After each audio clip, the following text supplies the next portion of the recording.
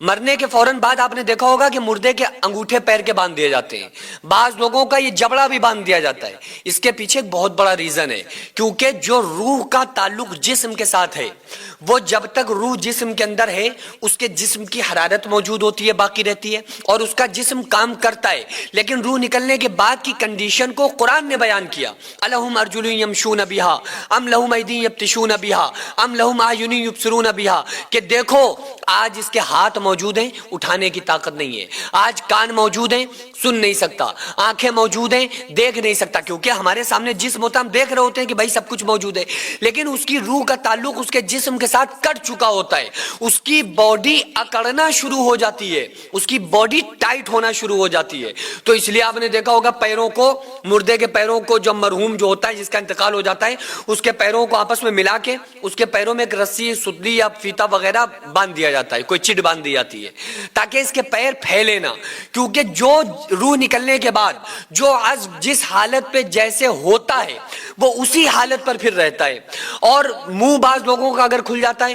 تو یہاں پر ایک پٹی ان کے باندھ دی جاتی ہے تاکہ ان کا جو منہ ہے وہ اسی طرح سے رہے، منہ پھیل نہ جائے، کیونکہ جب روح نکلتی ہے تو بعض لوگوں کا منہ کھل جایا کرتا ہے، کیونکہ حدیث پاک میں مفہوم موجود ہے۔ میں حدیث پاک کا مفہوم آپ کو بتاؤں کہ آقا علیہ الصلوۃ والسلام نے ارشاد فرمایا کہ اگر کوئی گنہگار بندہ ہوتا ہے تو جب اس کی روح کو اس کے جسم سے فرشتے نکالتے ہیں تو اس کی روح کو پہلے گھٹنوں میں روکا جاتا ہے اور اعلان کیا جاتا ہے کہ مزید تکلیف کا سبب بناؤ، اس کے بعد اس کی روح کو اس کے پیٹ میں روکا جاتا ہے، کہا جاتا ہے مزید تکلیف کا سبب بناؤ، سینے میں اس کی روح کو روک دیا جاتا ہے، دماغ میں اس کی روح کو گچھا بنا کے روک دیا جاتا ہے جس سے وہ تکلیف محسوس کرتا ہے، یہاں تک کہ اس کی روح کو منہ کے ذریعے سے کھینچا جاتا ہے پکڑ کے۔ جب وہ منہ کے ذریعے سے روح نکالی جاتی ہے نا تو اس کا منہ کھل جاتا ہے، بعض مرتبہ آنکھیں بھی کھل جاتی ہیں، کیونکہ حدیث کا مفہوم ہے کہ جب روح نکلتی ہے منہ کے ذریعے سے تو وہ مردہ اپنی روح کو نکلتا ہوا اپنی آنکھ سے دیکھتا ہے